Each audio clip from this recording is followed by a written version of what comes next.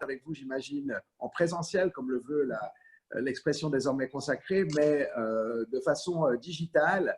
J'y reviendrai dans un instant, parce qu'effectivement, la crise a eu aussi ceci, qu'elle a été un accélérateur sous l'angle du basculement numérique. Et je le vois, même si c'est parfois un petit peu laborieux finalement, et certains considèrent que c'est là un gain d'efficience, eh bien nous pouvons toutes et tous nous parler au travers de ces supports numériques. Pour ma part, je regrette, comme vous, j'imagine, la dimension humaine qui est dans l'ADN précisément de nos institutions respectives. Mais je me réjouis d'ores et déjà qu'on puisse se retrouver autour d'un verre dans les magnifiques locaux du Cercle. Ça tombe finalement très bien que je puisse m'exprimer au Cercle et au Cercle des entrepreneurs, parce que l'intitulé même de ta belle maison, Enza, eh bien, est assez représentative de ce pourquoi nous nous battons aujourd'hui. D'abord, le Cercle, il évoque le club, il évoque une famille, une grande famille, ce que vous êtes, et puis il fait aussi référence à quelque chose de circulaire, et donc un cercle que l'on espère être vertueux plutôt que vicieux, et un cercle est aussi celui d'une certaine forme de durabilité et de proximité. Les deux termes riment, j'y reviendrai dans un instant. C'est probablement parmi les leçons qu'on peut tirer de cette crise sans précédent. Et puis ensuite, entrepreneurs, et c'est ce qui nous rapproche. Les entrepreneurs, eh bien c'est vous, toutes celles et ceux qui au quotidien créent de la valeur économique pour notre territoire. Et c'est à vous naturellement que nous dédions cette modeste conférence, et de manière plus large, à vous que nous dédions ici à la Chambre de commerce eh bien, les efforts que nous déployons au quotidien. Et aussi paradoxal que ça puisse paraître, je dois vous dire, de notre institution qui souffle ses 155 bougies aujourd'hui, eh bien qu'elle n'a jamais été aussi active, et c'est probablement le postulat de ce que je vais partager avec vous, ou l'une des prémices de notre discussion cet après-midi, c'est d'affirmer qu'en temps de crise ou par gros temps, c'est là où il est probablement d'autant plus essentiel de garder le cap, pour rester dans la métaphore maritime, et d'avoir quelqu'un à la barre. Et c'est ce que nous nous sommes employés à faire ici à la Maison de l'économie, au bénéfice de nos 2500 entreprises membres, de faire en sorte qu'en ces temps inédits, extraordinaires au sens littéral du terme, nous puissions être à vos côtés, vous éclairer et vous guider. Et je crois que c'est là le rôle essentiel, j'y reviendrai dans un instant, des associations économiques, quel que soit leur format, leur taille. Vous savez qu'il y a une très grande hétérogénéité en la matière, mais il y a probablement un dénominateur commun, c'est ce que je qualifie de triple A. C'est le A de accompagnant, c'est le A de ambassadeur, et c'est le A de avocat, et ça tombe bien puisque j'en suis de profession, et je crois que c'est cette triple axe, triple A en mauvais français, eh bien, qui guide notre action. Et je vais, si vous m'y autorisez, dans les 8 minutes qui me restent, eh bien, articuler un petit peu mon propos.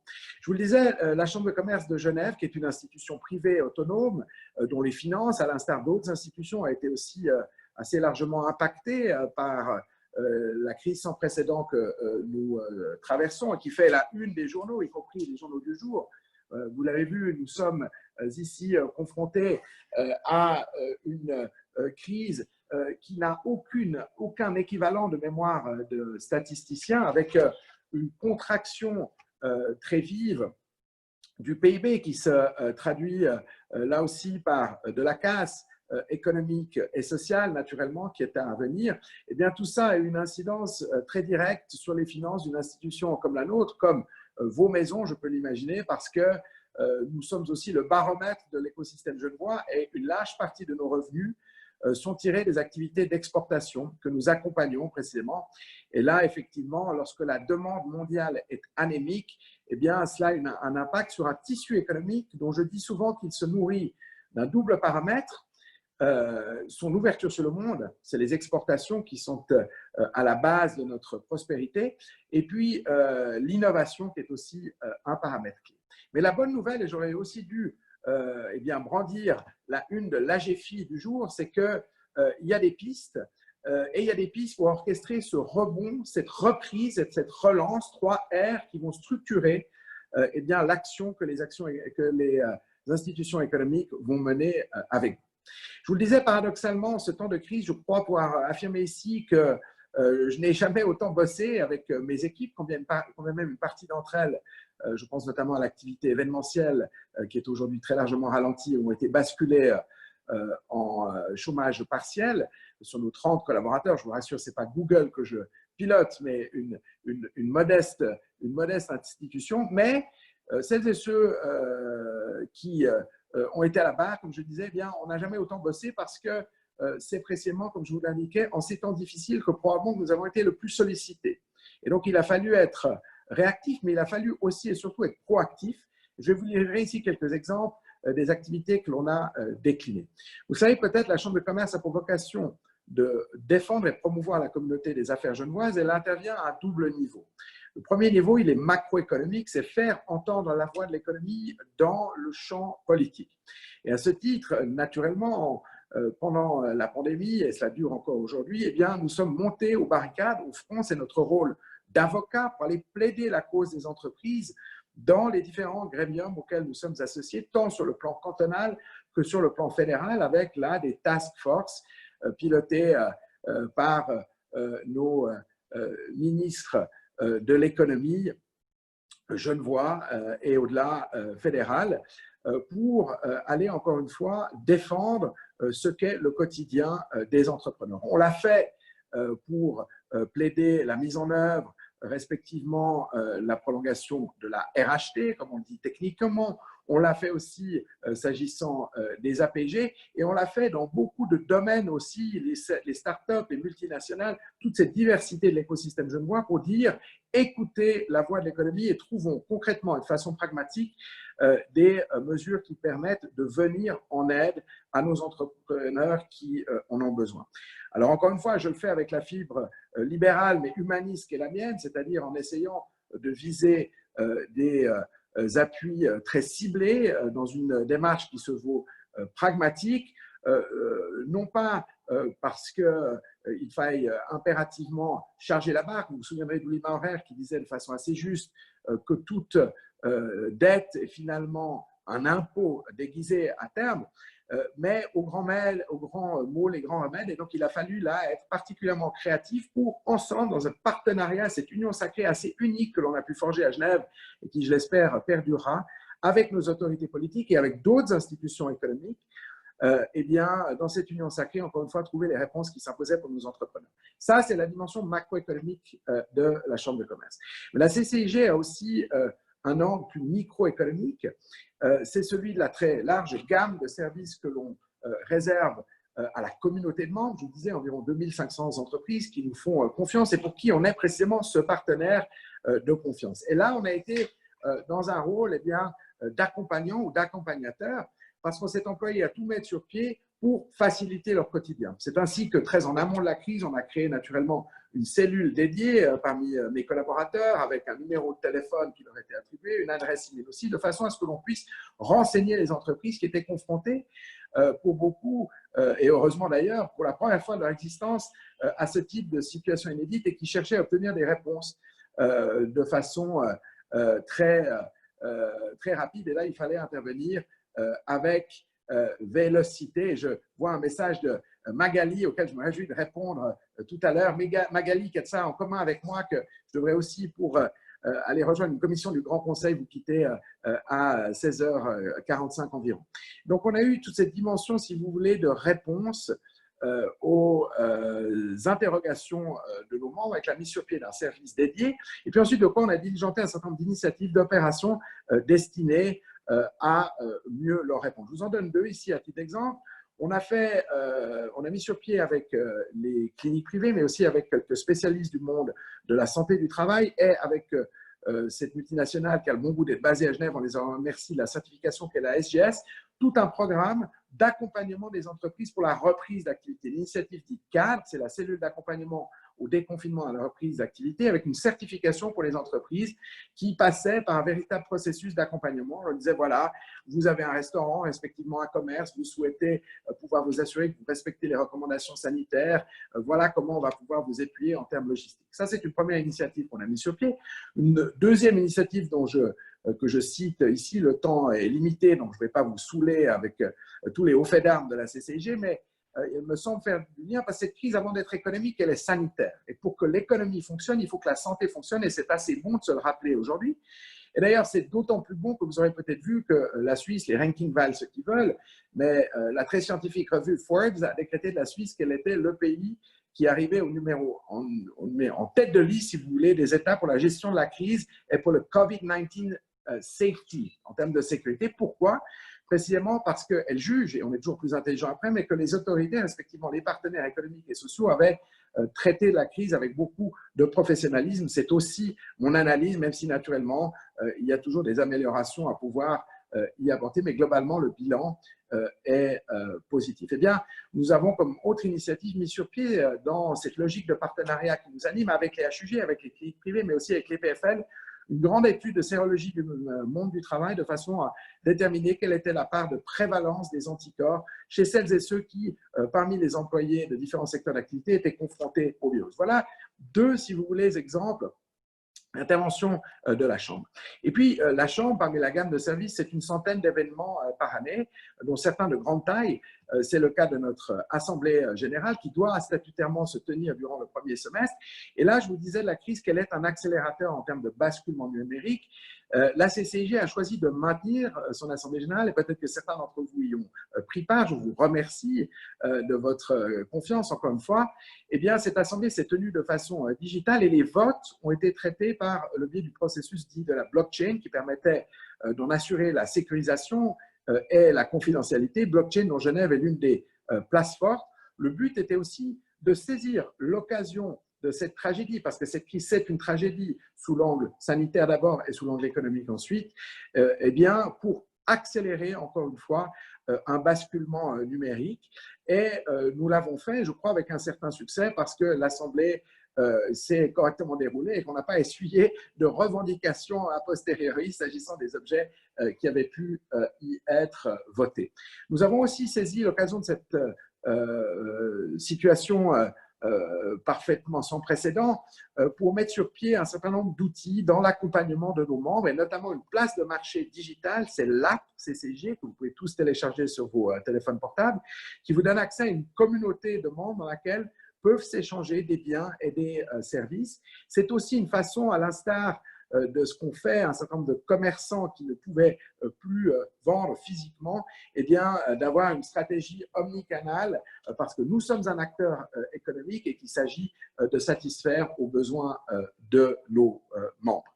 Donc, en résumé, et pour ne pas abuser encore une fois du temps qui m'est imparti et répondre dans une logique de dialogue aux questions que vous souhaiteriez poser, il y en a déjà de Magali, je m'en réjouis, vous dire que finalement, ce que je retiens, c'est de nos entrepreneurs qu'ils ont fait preuve de deux qualités tout à fait essentielles qui sont l'essence même ou le code génétique, encore une fois, de l'esprit d'entreprendre et probablement aussi de l'esprit de Genève. C'est d'abord la résilience. Certes, il y aura des conséquences très tragiques et profondes à cette crise, mais les entrepreneurs avec lesquels j'agis ont fait preuve d'une capacité de résistance, mais aussi d'une aptitude à réinventer leur modèle d'affaires qui les honore. Et je tiens ici à le dire tout haut, et ce message de félicitations s'adresse naturellement à vous. Résilience d'abord, et puis agilité ensuite. Agilité, c'est deux thèmes qui sont souvent un peu galvaudés, mais on l'a vu. Et pas uniquement auprès de très grands acteurs que je félicite, comme Firmenich, qui ont pu rerouter leur structure de production pour basculer sur du gel hydroalcoolique, mais dans tout type de structure, l'interrogation première dans l'entrepreneur, et ça c'est un message qu'il faut porter aussi dans le champ politique pour éviter d'avoir une vision idéologique et réductrice de l'entrepreneur. L'entrepreneur, c'est quelqu'un qui s'investit pour la cause qu'il défend, respectivement aussi pour les collaborateurs qui lui permettent d'atteindre ses objectifs. Et j'ai vu ici des success stories, comme on dit en mauvais français, qui sont proprement remarquables et qui témoignent vraiment de la résilience et de l'agilité de nos entrepreneurs, parce qu'une institution économique comme la CCG, elle vit par et pour ses entrepreneurs, par et pour ses membres, dont elle est, je le répète ici, l'accompagnant, l'avocat et l'ambassadeur. Je vous remercie infiniment de votre attention et je me tiens naturellement à votre disposition pour répondre à tout type de questions pertinentes et impertinentes. C'est le but de l'opération. Merci. Merci, monsieur le directeur général. Je vous propose de mettre vos micros pour pouvoir l'applaudir.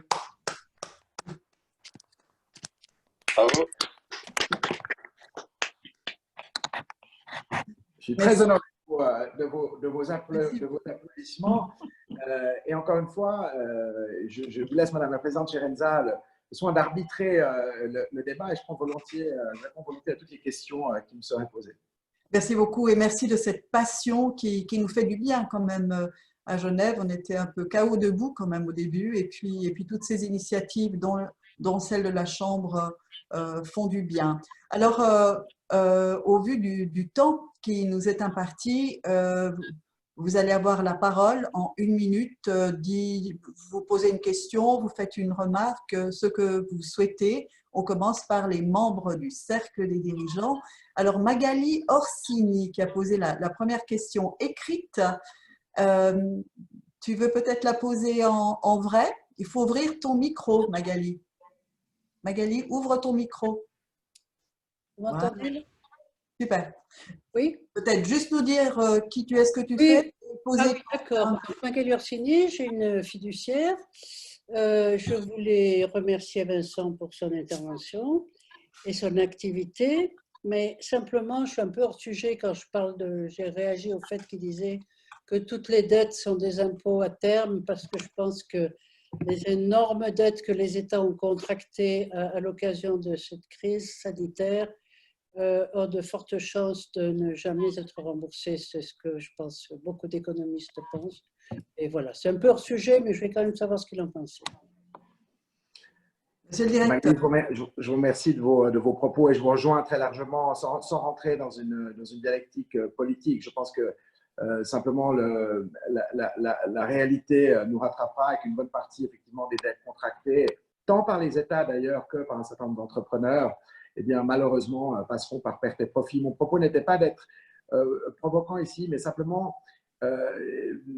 d'expliquer dans la lecture qui est la nôtre qu'il y a une ligne de crête parfois assez fine à identifier entre un soutien absolument indispensable aux entreprises qui nécessitent que l'on mobilise des ressources financières importantes, parce que ce qui a été la logique de l'activisme au sens noble du terme étatique, tant au niveau cantonal que fédéral pendant cette crise, ça a été de veiller à ce que le trou d'air ne soit pas à ce point brutal que finalement les entreprises n'aient d'autre choix que de mettre la clé sous le paillasson. Donc il fallait qu'on puisse les mettre sous perfusion, sous oxygène, la métaphore est un peu malheureuse, mais pour que lorsque la reprise, et c'est le cas aujourd'hui, non pas tellement en V, mais je pense plutôt en U, se fait ressentir, eh bien qu'elle puisse repartir, qu'on puisse leur donner la chance de rebondir. Et ça implique effectivement on injecte des liquidités dans le système.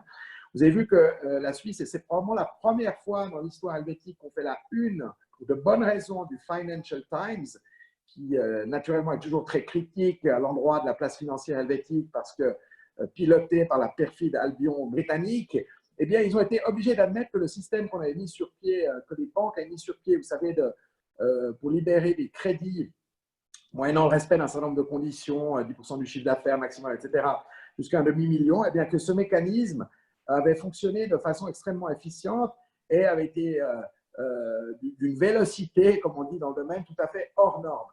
Et ça dit beaucoup, si je peux me permettre, sans cocorico, un peu d'une sorte de génie helvétique où voilà, on arrive à small is powerful, parfois en anglais, on arrive à se mettre d'accord en 3 jours pour trouver des solutions qui véritablement sont utiles à nos entrepreneurs. Entrepreneurs qui, pour beaucoup, s'ils n'avaient pas bénéficié de ce prêt, et là, la temporalité était tout à fait déterminante dans des temps très courts, simplement pour honorer leur propre dette, eh bien, auraient dû déposer le bilan avec tous les dommages que ça. Donc, vous avez tout à fait raison, Magali. Oui, tout ne sera pas remboursé, y compris les prêts à des entreprises, malheureusement, même si des garde-fous ont été faits, mais ont été pris. Mais il était nécessaire d'en passer par là. Ce qui va être plus difficile maintenant, c'est dans cette phase de rebond, d'opérer les justes calculs, de savoir où on place le curseur dans la manne financière que les autorités publics peuvent mettre à disposition des acteurs économiques. Parce que de façon très légitime, tout le monde aujourd'hui vient frapper à la porte en disant « vous avez aidé un tel, il faut que vous aidiez un tel aussi ». Et donc, il faut éviter de créer des inégalités de traitement. Mon Dieu, voilà, de créer des vagues, comme je viens de le faire avec mon écran, pardon. Et ça, c'est un arbitrage qui est assez difficile. Voilà, j'ai beaucoup trop parlé naturellement. Merci Vincent. Pour essayer de permettre au plus grand nombre de parler avant votre départ, question courte, réponse un peu plus courte, Vincent, mais Bien sûr, oui, tout à fait. on va essayer. On va essayer. Alors, Jérôme Favoulet, une remarque, petite présentation auparavant. Jérôme Favoulet, moi j'accompagne des entreprises sur le développement du chiffre d'affaires. J'ai beaucoup de demandes actuellement. La question que je me posais, alors déjà féliciter la CCIG pour son dynamisme pendant la crise parce qu'il était notable et je pense qu'il est nécessaire. Mais sur les prochaines causes à défendre au niveau de la CCIG, est-ce qu'on ne doit pas se poser des questions sur le taux de change et l'évolution du cours du franc suisse? Très juste, Jérôme. Mais merci. Je ne peux pas rougir beaucoup plus. J'ai déjà pris un coup de soleil, mais non, tu as raison. Le risque maintenant, si vous voulez, quand on regarde les paramètres de reprise, je vais être court, Enza, mais quand on regarde les paramètres de reprise, on a un marché intérieur qui reprend les couleurs. Ça, c'est réjouissant. Mais on reste un bassin de population qui est assez limité. Donc, je le disais tout à l'heure, on est une économie qui est directement corrélée à la bonne tenue des marchés internationaux, avec 1 franc sur 2 gagné à l'étranger.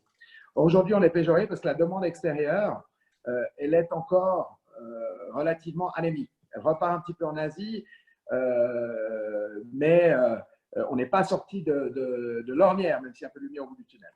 Et on est doublement péjoré que le franc suisse, comme c'est traditionnellement sa fonction, a pleinement joué son rôle de valeur refuge pendant la crise. Donc, en fait, il s'est encore renforcé et on est pénalisé par ce différentiel de change. Essentiellement vis-à-vis de l'euro, qui reste notre principal partenaire, c'est 1 milliard d'échanges jour, hein, c'est 1 franc sur 2 gagné à l'étranger, dont 1 sur 4 avec l'euro et 40% de ceci avec l'Allemagne. Et donc là, il y a un différentiel qui nous péjore.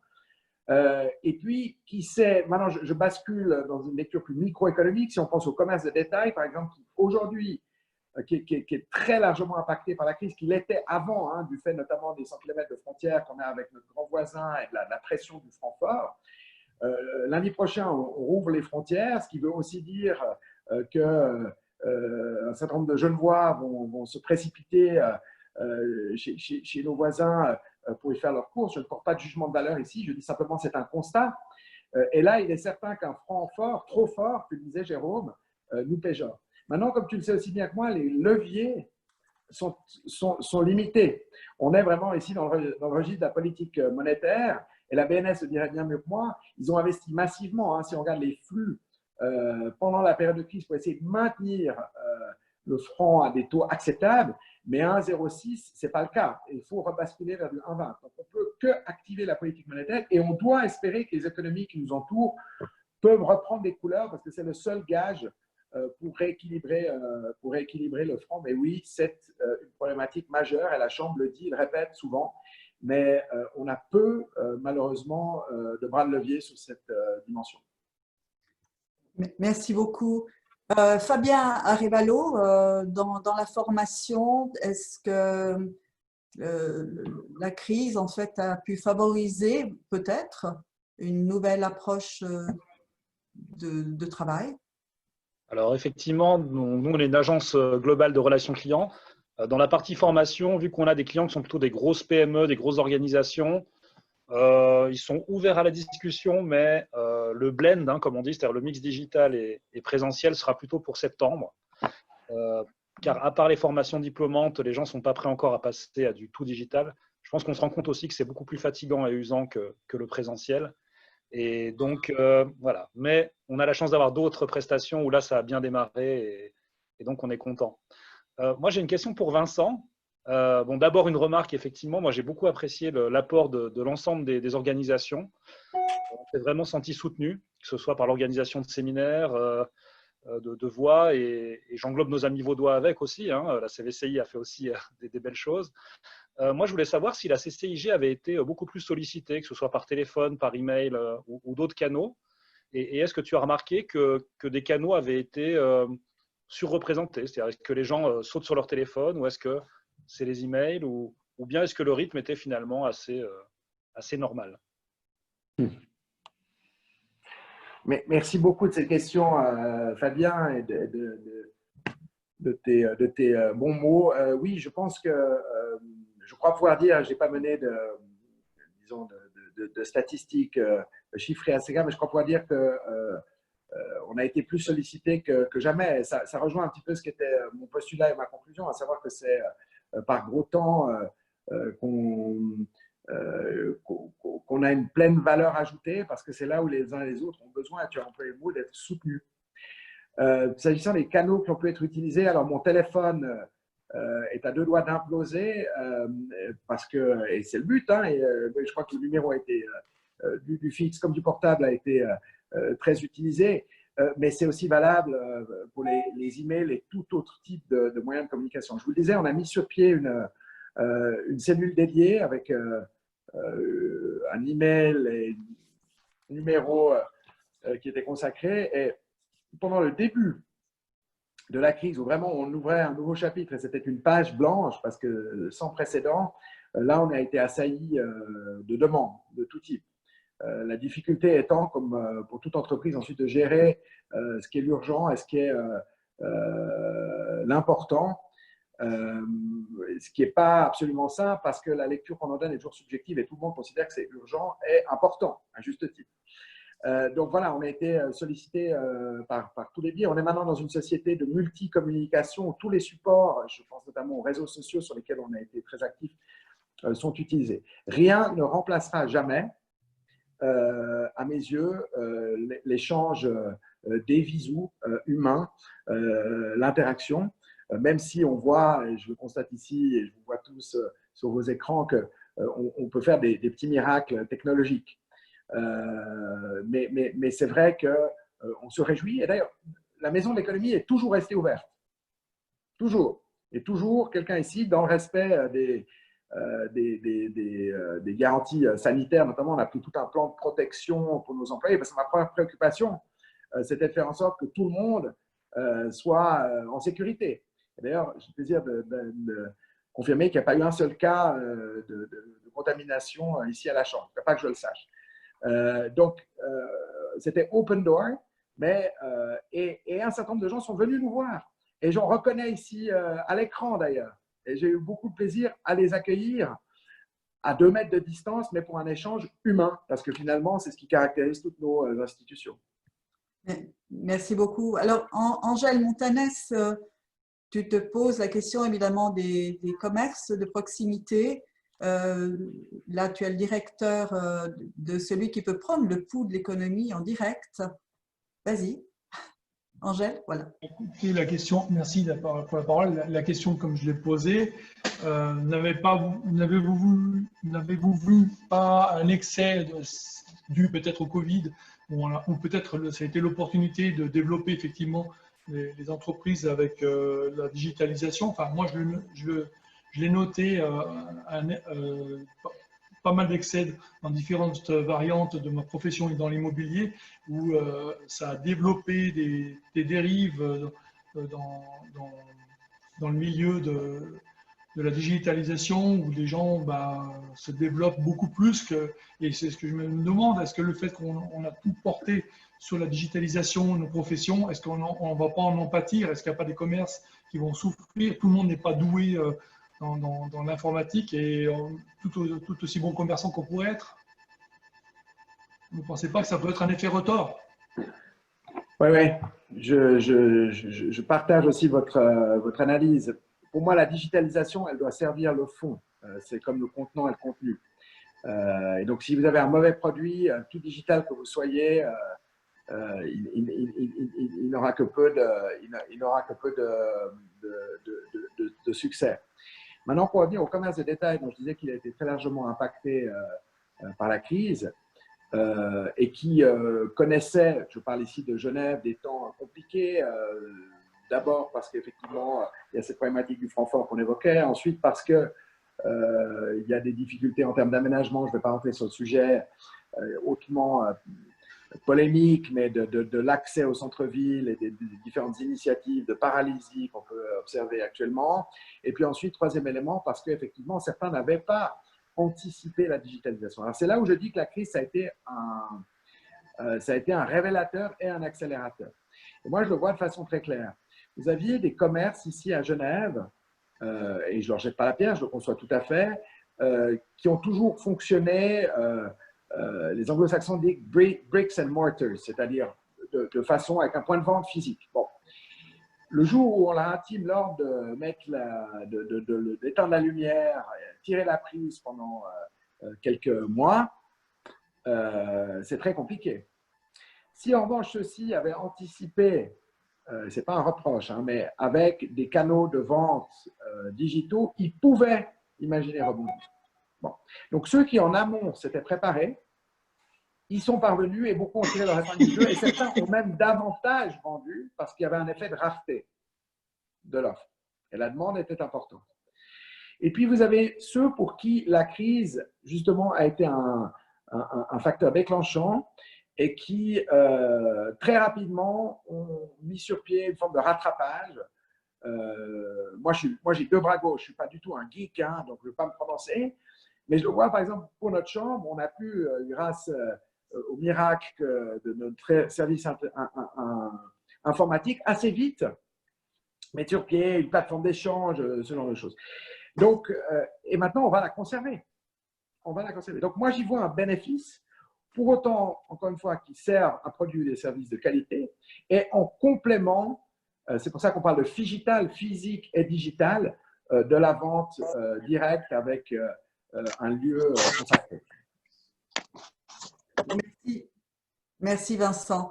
Alors c'est vrai que Julien, lorsqu'il est arrivé au cercle, cela fait maintenant 2 ans et demi, il me parlait de ce phygital, ce fameux phygital dont on commençait vraiment à tenter de comprendre vraiment ce que c'était aujourd'hui. En effet, Vincent, tu as tellement raison, on y est, il faut le prendre en positif. Alors justement, Étienne Dufour, représentant tellement vert des seniors, des sénateurs, incroyablement actifs. Comment tu vis cette période et as-tu une question pour Vincent? Oui, alors, je vis cette période difficilement puisqu'on avait réservé pour nos cours l'amphithéâtre à l'Université ouvrière et maintenant ils l'ont gardé pour eux. Ils nous ont refilé des locaux à la rue Voltaire, on s'est débrouillé et pas plus tard que lundi matin, on a été avec les animateurs, on a pris place et les séminaires qui avaient commencé en janvier, on va les finir dans les 3 semaines de juin et on a réservé l'amphithéâtre pour l'automne et on va doubler nos séminaires pour rattraper un peu le temps perdu. Alors j'ai une question pour M. Sobillard, je le remercie d'abord pour son exposé. Et pensez-vous que la dynamique créée entre entreprises à Genève va se perpétuer après la crise? Vaste question. Merci, M. Dufour. Ça me fait plaisir de vous voir à l'écran. Et surtout, ça me fait plaisir de savoir que vous avez trouvé des solutions. Et bravo à vous de votre dynamisme, parce qu'on devrait tous en prendre de la graine. Tout à l'heure, je parlais d'union sacrée. Je faisais plutôt référence, si vous voulez, à ce que j'ai pu observer dans le champ politique, hein, où on s'est employé, alors maintenant la trêve des confiseurs semble être de côté, mais on s'est employé à mettre des différences de côté pour avancer main dans la main avec un objectif commun qui était celui de triompher de cette pandémie. Et ça a fonctionné. Moi, ce que je peux observer dans le monde de l'entreprise, et c'est un sujet que je n'ai pas abordé, mais je vous parlais d'économie circulaire, je vous parlais de durabilité, qui est aussi probablement au cœur des enseignements qu'on doit retirer de la crise. Travailler sur la proximité, avec là aussi des magnifiques exemples. Quand on voit, par exemple, un acteur qui a augmenté ses parts de marché, c'est l'Union maraîchère genevoise. Magnifique maison, appuyée par une communication tout à fait grandiose et qui a mis à l'honneur les produits du terroir, aussi par nécessité, puisque je regarde M. Bonnier ici, on ne pouvait pas traverser la frontière. Donc, il y a eu un élan de durabilité, il y a eu un élan de solidarité. Et nous, à la CCJ, on s'est aussi employé à mettre à l'honneur un certain nombre d'initiatives qui traduisent une volonté assez empathique de donner du sens à la crise et donner du sens à nos activités, au-delà de la pure création de valeur monétaire, si vous voulez. Et là, on a vu de très, très belles choses. Tout type d'activité, confondus. Et moi, j'espère que ces élans vont pouvoir être perpétués, Monsieur Dufour. Et j'espère que ces actes de fraternité qu'on a pu observer ne vont pas être annihilés par tous les réflexes pavloviens qui sont les nôtres. Et on est humain. On est humain. On pense aussi avec notre portefeuille et c'est légitime.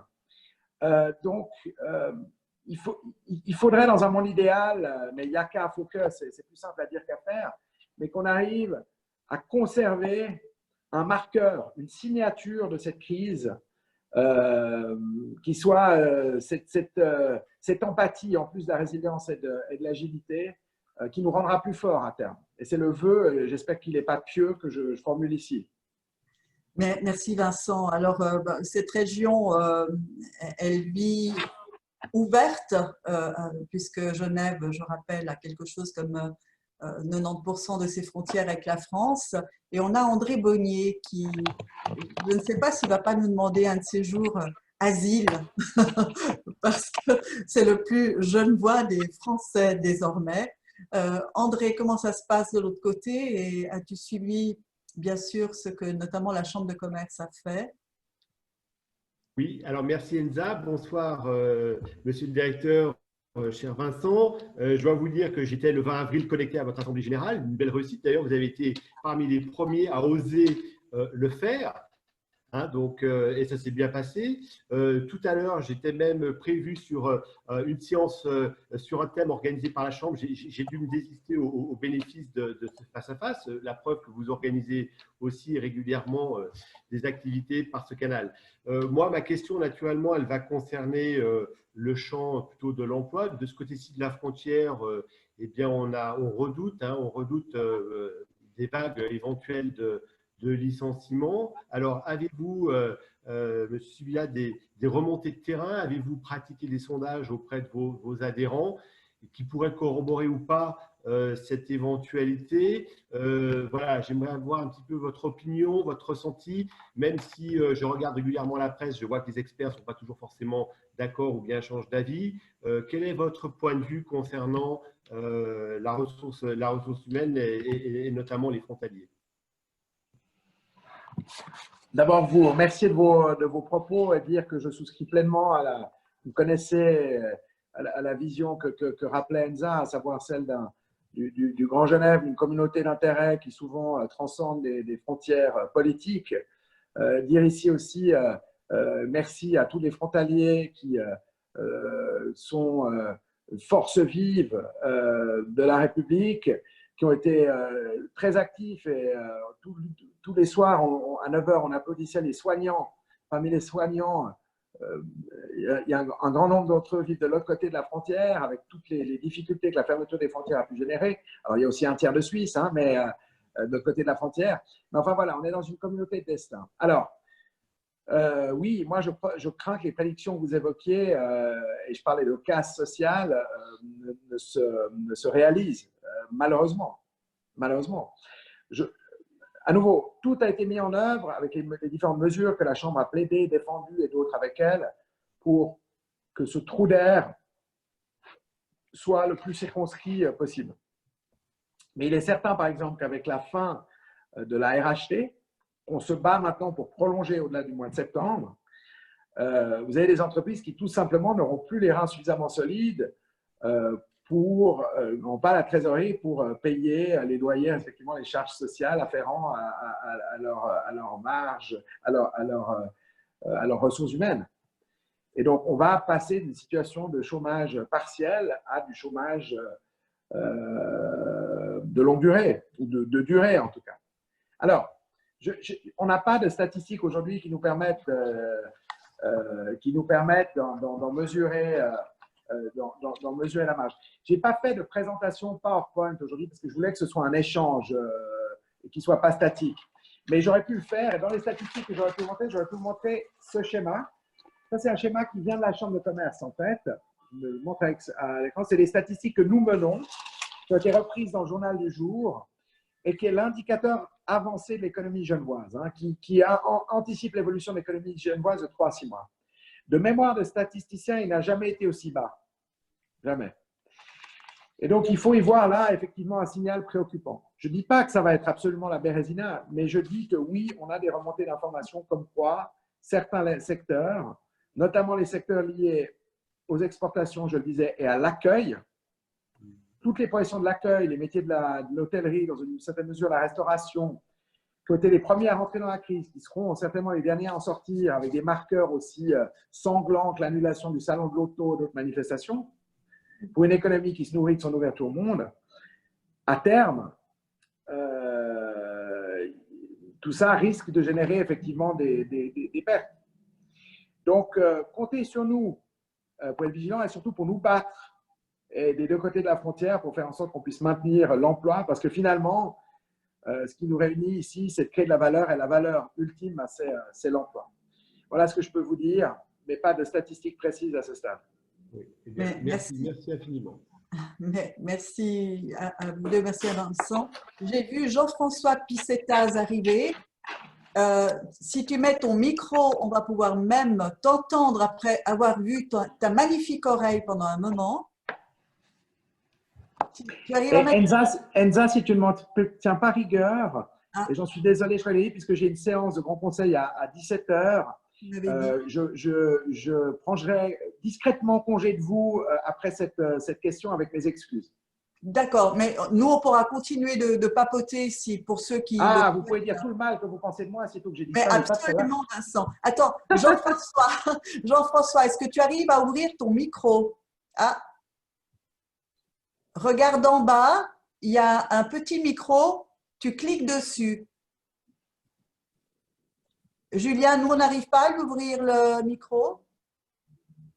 Allô, vous m'entendez? Ah, magnifique. Voilà. Magnifique. Tu es un peu arrivé en cours de route. Quand on est des deux côtés, le micro il se met au milieu, tu vois. Alors justement, toi qui es des deux côtés. Oui, alors, je vais vous donner des tendances que je lis tous les jours, puisque j'ai un cabinet à Genève, à Lausanne et à Montaix, mais je suis avec tous mes cabinets en Haute-Savoie. Et puis d'un autre côté, ma vision de juge-commissaire au tribunal de commerce Annecy. Jean-François, je te propose que tu fasses une présentation plus complète de toi, mais comme Vincent doit partir, est-ce que tu as une question pour lui? J'ai surtout à rajouter à ses craintes. Donc, premièrement, il est clair que tout va être… Moi, je partage ce qu'il dit à fond, que globalement, je voulais faire part de mon inquiétude de ce que je vis sur le terrain tous les jours. Premièrement, tout va être modifié dans les termes de réunions, de conférences avec les visios, et je ne vais pas m'étendre de tout ce qu'on a mis en place et ce qu'on a mis en place. Ça va tout bouleverser. Et dans ce que disait notre ami Dufour et tout, et aujourd'hui, nous, on va développer, y compris la formation de plus en plus en visio. On est même en train d'investir, nous, sur des visios qui vont enregistrer les arrêtés de bilan de nos clients et on pourra leur donner en disant voilà ce qu'on vous a dit. Bien, on est tout connecté. Ce qui veut dire que profondément, tout va changer dans le monde de l'hôtellerie, de tout, des communications et tout. Ça, c'est le premier point. Deuxième point, ce que je vis dans mon inquiétude, c'est les restrictions de budget qui va arriver au niveau des organisations internationales. Et aujourd'hui, quand on voit les manifestations d'hier à Genève, je me dis, il n'y a pas qu'en France. Hein, et globalement, je suis inquiet sur notre fiscalité, dont je vois venir des gens de Suisse pendant ces 3 mois en me disant, mais tout compte fait, ça coûte tellement cher, faites toute l'étude pour qu'on vienne habiter en France, ça coûte moins cher. Et que par ailleurs, dans la destruction des emplois, vous avez lu la tribune et vous voyez comme tout le monde l'histoire du télétravail avec les fameux 25%. Moi, j'ai déjà fait une comparaison. Quand je paye un collaborateur comptable pour la petite tenue de Genève, eh bien, la même personne qui sait faire pareil à Archamps est à 2 500 € brut. Vous faites le calcul quand je pondère 39,42. Quand je pondère tout, ça fait un écart de 2 500 € de moins par mois de coût pour l'entreprise. Toutes les entreprises, et on m'a déjà demandé, et des entreprises suisses en me disant, mais par vous, par le télétravail, est-ce que vous ne pouvez pas nous abaisser vos coûts d'honoraires en vous en même plus? Donc, ce que je vois arriver, qu'aujourd'hui, par la digitalisation, de par la scannerisation, de par le télétravail, de par la visio, je vois dans tout un certain nombre d'activités, je vois ma fille qui travaille à la Maison de la Paix pour une fondation, eh bien aujourd'hui, ses patrons ont organisé, elle fait tout en télétravail depuis Annecy. Merci Jean-François. peut-être Vincent, je sais que le temps passe, en quelques mots. Merci tout d'abord vraiment. On peut l'applaudir maintenant, comme ça vous ouvrez vos micros, puis dès qu'il aura terminé, il file et on aura moult occasions de recommencer tout ça. Merci Vincent.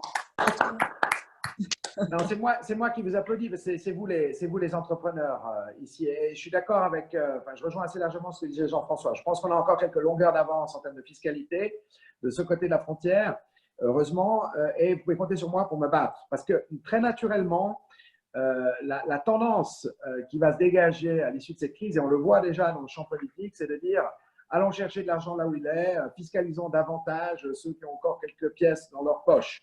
Et c'est précisément ce qu'il ne faut pas faire. Parce que si on veut une relance, il faut décorseter l'économie et il faut laisser les forces vives, avec des cautèles naturellement, mais s'exprimer.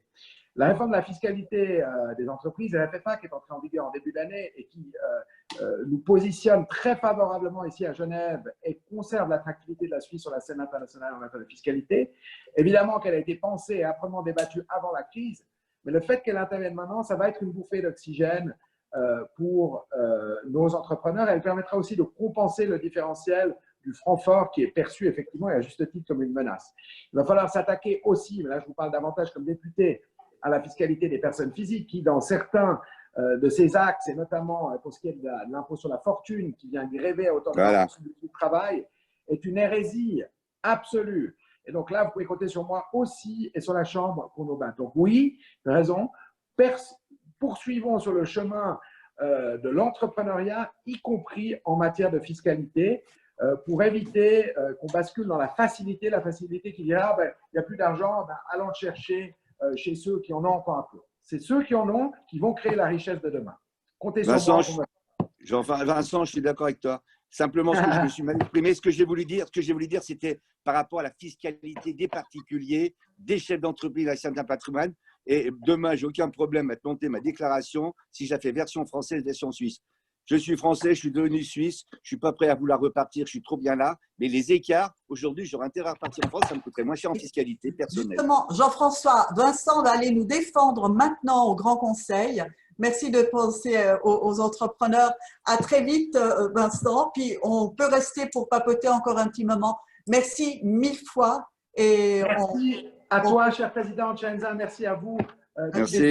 Merci beaucoup. On fait vite la photo déjantée avant que tu partes. On y va. Alors, Julien, tu la prends?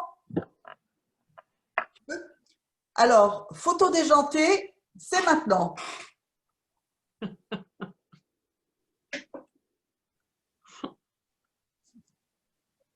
Ok, je pense que c'est bon. Un déjanté très conventionnel pour moi, mais le plaisir y était. Merci de votre confiance et à bientôt. Merci Vincent, à très vite. J'aurais une question pratique à Julien. Je peux? Alors, qui est encore là? J'ai voulu envoyer une question à tout le monde. Elle n'est pas partie. Je ne sais pas pourquoi. Ah, sur la plateforme? Pose-la. Je vois les autres. Il y avait message. J'ai écrit mon message. Mais alors, vas-y, pose la question. On est encore là. Alors, Julien… Quelle était la question, Étienne? Alors, attends, avant que tu ne la retrouves, on va permettre à celles et ceux qui ne se sont pas encore exprimés de pouvoir parler. Dominique Fesch, habitué de nos conférences. Le micro, Dominique. Il faut mettre le micro. Alors, oui, je l'avais désactivé. Oui, bravo pour ces conférences, c'est vraiment super. Hein. Je vais devenir membre, je suis obligée, là, si je suis acceptée peut-être. Hein, cela nous réjouit d'avance. Merci Dominique. Ok, alors ma question, effectivement, c'était une question à Vincent Soubien, mais bon, on peut la poser à tout le monde parce que effectivement, on a observé, hein, nous, on a reçu pas mal de commentaires d'administrateurs dans les conseils d'administration et c'est vrai que selon les secteurs, ces administrateurs ont eu des rôles différents pendant la crise, pendant la pandémie, selon la taille de l'entreprise, la gouvernance préétablie, bien entendu, système de gestion des risques, etc. Donc, il y a eu des implications très fortes, très présentes, beaucoup de présence d'administrateurs et surtout les présidents, ou dans d'autres entreprises, il n'y a pas eu de présence ou pas d'interaction du tout des membres du conseil. Et ma question, c'était de savoir si ce n'était pas justement le moment maintenant de réfléchir et d'accompagner les conseils d'administration à mieux structurer leur gouvernance, surtout pour le choix des administrateurs, l'évaluation des administrateurs, l'évaluation du conseil d'administration. On en parle beaucoup, en tout cas en France et dans d'autres pays. Et puis surtout la diversité des compétences et la diversité des genres au sein de ces conseils. Alors voilà, c'était ma question à Vincent Soubilia, mais aussi aux membres du cercle, bien entendu. Est-ce que quelqu'un d'entre vous veut s'exprimer? Peut-être Dominique,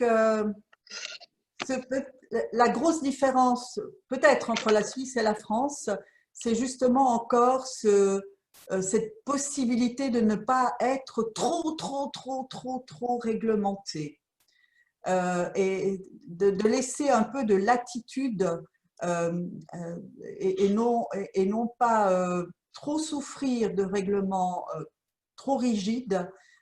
En ce moment surtout, ça me semble finalement pas toujours mauvais.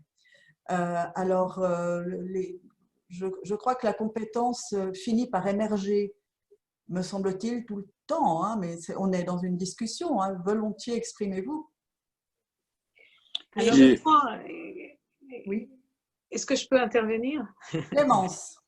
Je pense que ce que vous avez évoqué, donc la diversité au sein des équipes, surtout administratifs, qui ont l'habitude d'être beaucoup plus rigides dans leur mode de pensée, je crois qu'une diversité sera très fructueuse pour n'importe quelle société.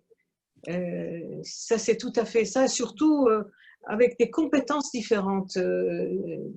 Ça apporte une richesse à une entreprise. Absolument. Vous voulez nous rappeler ce que vous faites, Clémence? Alors, moi, j'ai créé une société ESCO internationale donc à Vernier. Je suis d'origine franco-belge et iranienne. Et wow. C'était dans le contexte de l'ouverture de l'Iran.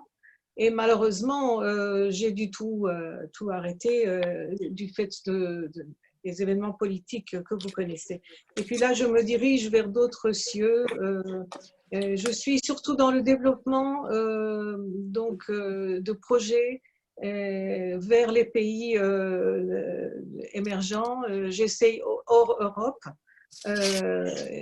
Et voilà. Donc, en somme, je fais du business développement et management de projet pour emmener les produits à l'export. Merci beaucoup, Clémence. Dominique, tu nous as dit ce que tu faisais?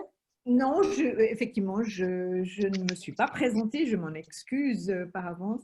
Donc, je suis entre autres présidente du Cercle suisse des administratrices et nous veillons avec nos 220 membres, nous avons pour motivation de placer plus de diversité dans les conseils d'administration. Et diversité, ce n'est pas seulement les diversités de genre, mais c'est surtout, comme vous l'avez dit, Clémence, si vous permettez, c'est surtout diversité de compétences. Oui. Et je ne pense pas que cela passe forcément par des règlements et des lois, mais effectivement, des incitations et des accompagnements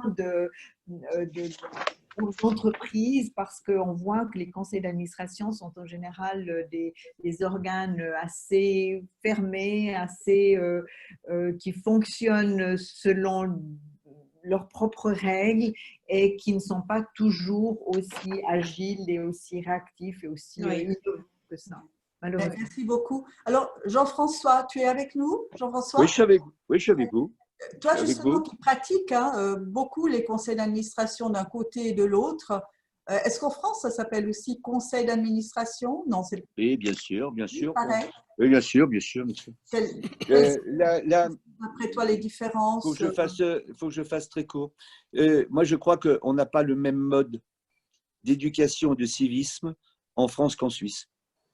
Et en Suisse, on s'est mené une conversation, une négociation, un tour de table, quand bien même on serait, j'irais, opposés en termes de vision politique ou autre. En France, c'est impossible de tels débats. Tout est construit tout est construit toujours sur de l'opposition et de la tension. Et donc, dans les conseils d'administration, dans la plupart des sociétés, c'est bien moins consensuel qu'on ne sait le faire dans ces règles de civisme en France. Et c'est pour ça que plus un pays est ouvert, moins il a besoin de légiférer.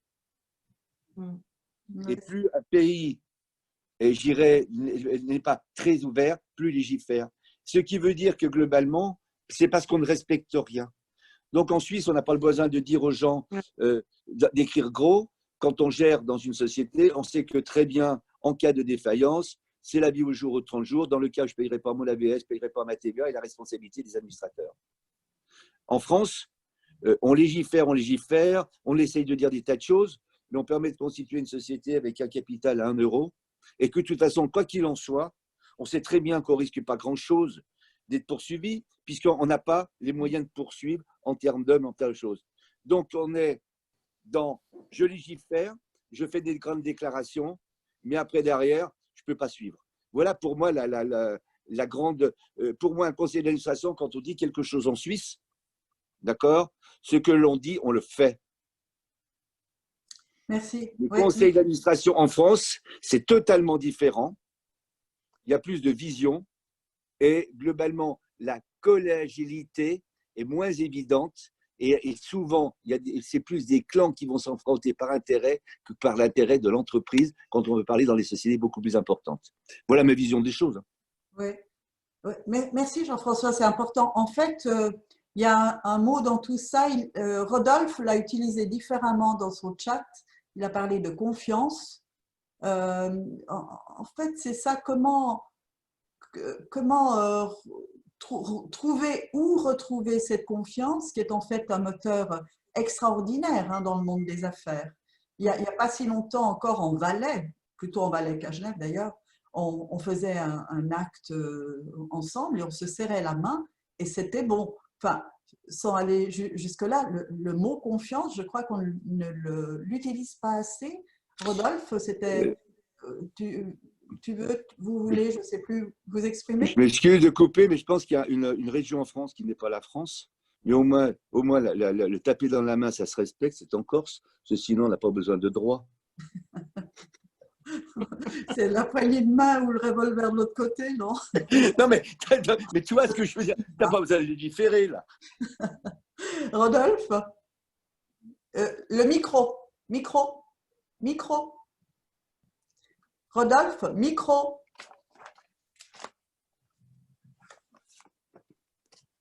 Voilà. Je n'ai pas découpé au bon endroit, pardonnez-moi. Quand je parlais de confiance, je ne parlais pas uniquement d'un point de vue économique, je crois que toute la société doit reprendre sa confiance, elle s'est contractée complètement, elle est en train de se déplier et elle est étonnée de voir à quel point elle se déplie doucement.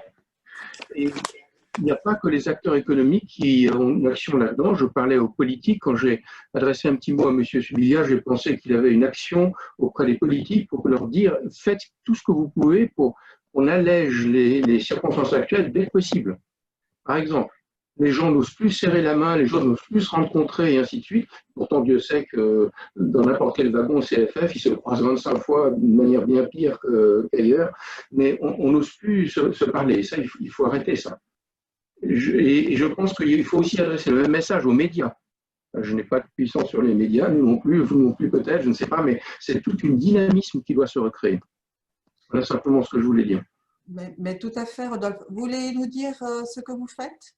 Oui, alors je suis sorti de la société CGG International qui a arrêté ses fonctions à Genève et maintenant je suis dans la société Orphanalytics qui est basée dans le canton de Vaud et qui fait de la détection de documents frauduleux. Voilà. Oui, c'est intéressant. Merci beaucoup. Il y a deux personnes qui n'ont encore rien dit. Lianique, c'est ça? Oui, c'est bien ça. Merci. Voilà, bonjour. Bonjour. Donc, qui êtes-vous? Que faites-vous? Alors, je me présente, je suis en démarrage en fait d'activité d'entrepreneuriat. Donc, pour moi, c'est une très belle occasion en fait de participer à ce débat. Je trouve que c'était très intéressant. Moi, j'ai à peu près une douzaine d'années d'expérience en fait dans la mise en œuvre de projets pour les banques. Et puis là, depuis 5 mois, j'ai décidé voilà, de me mettre à mon compte. À la base, je suis ingénieure en système de communication EPFL. Donc, j'ai un peu la compétence, on va dire, technologique. Aujourd'hui, mon but, en fait, c'est de capitaliser sur cette effervescence qu'on a. Donc, la situation avec le Covid, c'était très intéressant parce qu'elle va bousculer, en termes de stratégie d'entreprise, la mise en œuvre des nouvelles technologies. Et puis, question de timing, voilà, j'ai décidé de me lancer dans cette aventure. Merci beaucoup. Au hasard, nous avons Jérôme Favoulet qui aide beaucoup de startups. Vous faites ce que vous voulez, hein, après. Alors, MBP Niche, je suis navrée, je ne sais pas votre nom, votre prénom. Si vous mettez votre micro, vous pourrez nous dire qui vous êtes, ce que vous faites. Oui, bonjour, moi je suis Micheline Vunda, MBP, c'est MacBook simplement, on avait mis comme ça. Donc voilà, je suis Micheline Vunda, je suis gérante de magasins, j'ai 2 magasins en franchise ici sur Genève. Donc voilà, et c'est vrai que cette crise, je suis cette conférence parce que cette crise, vraiment, ça nous a, comme tous les commerçants de détail, hein, moi, on est vraiment, ça nous a mis un bon coup en arrière parce que mon 2e magasin, je l'ai ouvert au mois de décembre au niveau de la gare, la nouvelle gare des Eaux Vives. Et on a eu beaucoup de soucis à l'ouverture déjà avec les grèves en France.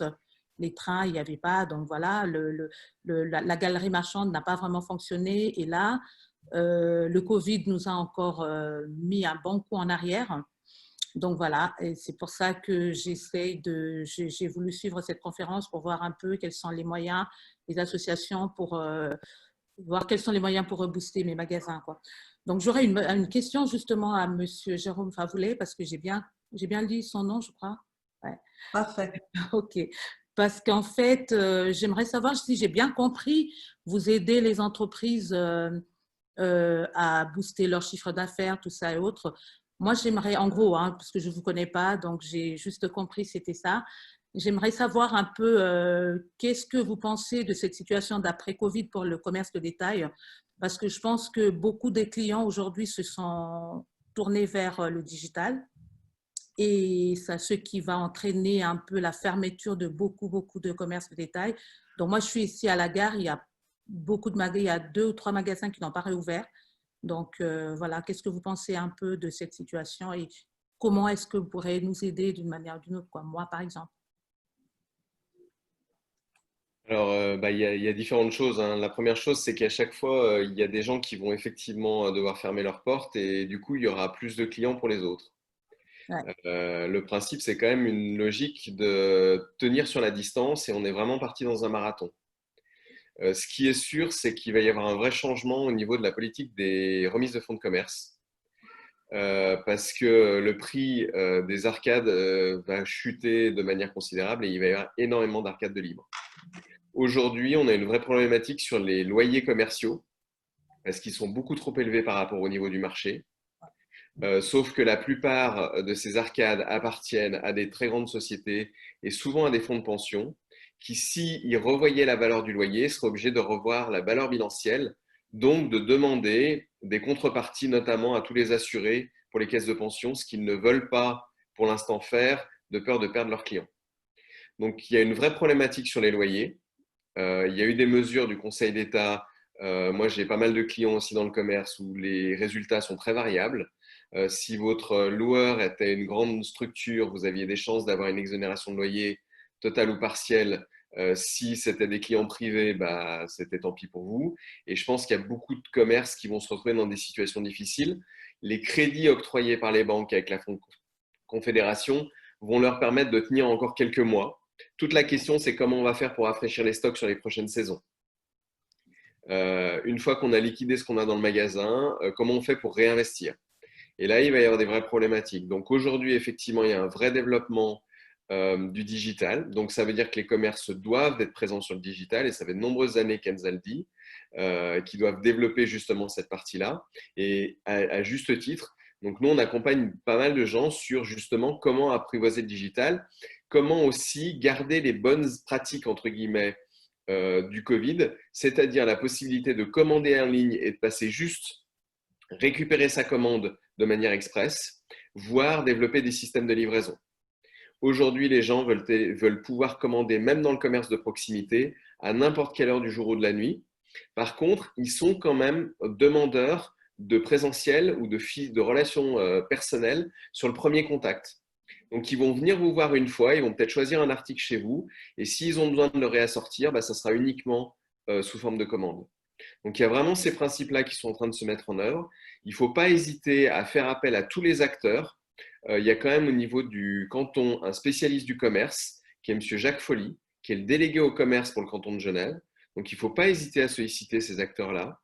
Il y a aussi, si votre commerce est forcément, bien sûr, à la gare des Eaux Vives, en ville de Genève, donc n'hésitez pas aussi à contacter la Fondetech, qui est la fondation qui représente la ville de Genève pour le soutien aux activités économiques sur son territoire.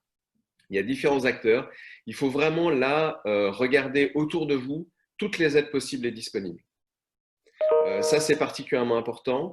Et après, travailler aussi sur la notion de communauté. Vous avez parmi vos clients des gens qui ont envie de vous soutenir et qui ont intérêt à ce que vous restiez avec votre commerce dans cette gare et dans votre première implantation. Donc, c'est important de fédérer autour de vous, ne pas hésiter à dire qu'effectivement la période a été difficile et de leur poser et de les inclure aussi dans la politique de relance. Demandez à vos clients s'ils ont des solutions à vous proposer. Qu'est-ce qu'eux, ils feraient à votre place? Comment ils le feraient? Est-ce qu'ils sont d'accord de vous donner un coup de main pour le mettre en place? Je crois que la démarche participative, ça fait 3 ou 4 ans que ça se développe réellement. Et aujourd'hui, on va réellement impliquer les clients. Merci, Jérôme. C'est d'ailleurs une très, très bonne idée de contacter Jacques Folly pour un prochain face-à-face. C'est tout à fait intéressant. Fabien, tu voulais dire quelque chose? Si j'ose, il y a un point positif quand même pour le commerce de détail, c'est que, bon, comme le soulignait Vincent tout à l'heure, ceux qui étaient déjà prêts, on a la chance de travailler pour un acteur de la grande distribution en jardinage qui était et le bricolage qui était déjà très actif sur le web. Le click and collect cartonne, le web to store aussi, c'est-à-dire que les gens mélangent leur parcours client entre Internet et le retail. Et puis la deuxième chose, c'est que le taux de transformation est beaucoup plus élevé. C'est-à-dire que le tourisme d'achat en retail est beaucoup plus faible. Donc oui, on a moins de gens qui entrent dans la boutique, mais beaucoup plus achètent. Aussi, moi, je crois aussi, parce que malheureusement, les vendeurs sont plus attentifs. Parce que je ne doute pas que Michel est très bonne dans son retail, dans son commerce, mais il y a aussi beaucoup de commerces genevois et vaudois, et il faut le dire aussi, où on n'était pas du tout accueillis avant la crise. Et je crois qu'ils ont appris de bonnes pratiques durant la crise, c'est que quand il y a un des rares clients qui entre, on s'y intéresse vraiment, on lui pose des questions, on donne du conseil. Et ça, c'est un des points positifs, pour positiver, hein, qui peut arriver. Puis je conseillerais à Michel de regarder aussi, quand Jérôme parlait de communauté, il y a des choses qui existent, comme Cartapulse, par exemple.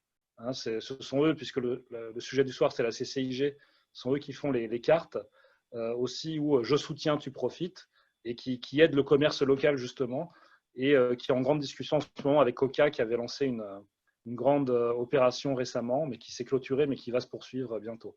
Donc, il y a pas mal de choses qui existent pour soutenir les commerçants et les acteurs locaux au sens large. Après, c'est vrai qu'il faut les connaître, donc c'est pas mal d'aller vers les gens du canton et de la ville pour vous aider. Et puis, si je peux me permettre, Normalement, on n'a pas à aider ou à soutenir, si vous me permettez, les entrepreneurs.